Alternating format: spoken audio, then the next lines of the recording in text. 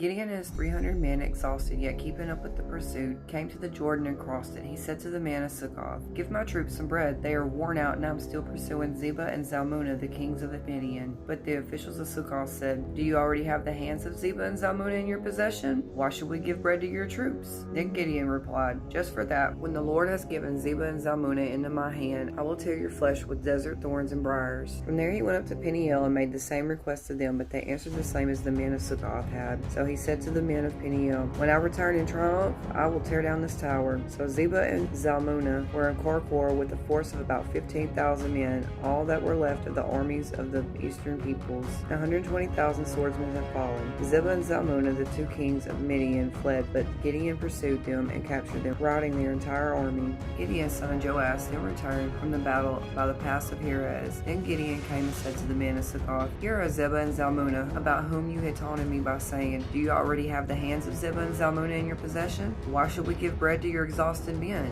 He took the elders of the town and taught the men of Succoth a lesson by punishing them with desert thorns and briars. He also pulled down the tower of Peniel and killed the men of the town. Then he asked Zebah and Zalmunna, "What kind of men did you kill in Tabor?" "Men like you," they answered, "each one bearing one of a prince." Gideon replied, "Those are my brothers, the sons of my own mother. As surely as the Lord lives, if you had spared their lives, I would not kill you." So Gideon stepped forward and killed them, and took the ornaments off their camels' necks. The Israelites said to Gideon, "Rule over us, you, your son, and your grandson, because you have saved us from the hand of Midian." But Gideon told them, "I will not rule over you, nor will my son rule over you. The Lord will rule over you." And he said, "I do have one request, that each of you give me an earring from your share of the plunder." It was custom of the Ishmaelites to wear gold earrings. They answered, "We will be glad to give them." So they spread out a garment, and each of them threw a ring from his plunder onto it. Gideon made the gold into an ephod, which he placed in Ophrah, his town. All Israel prostituted themselves by worshiping it there, and it became a snare to Gideon and his family. Thus Midian was subdued before the Israelites and did not raise its head again. During Gideon's lifetime, the land had peace 40 years. Jerubbaal, son of Joash, went back home to live. He had 70 sons of his own, for he had many wives. His concubine, whom lived in Shechem, also bore him a son, whom he named Abimelech. Gideon, son of Joash, died at a good old age and was buried in the tomb of his father Joash in Ophrah of the Abiezrites. No sooner had Gideon died when the Israelites again prostituted themselves to the Baals. They set up Baal-Berath as their god and did not remember the Lord their God, who had rescued them from the hands of all the enemies on every side. They also failed to show any loyalty to the family of Jerubbaal, that is, Gideon, in spite of all the good things he had done for them.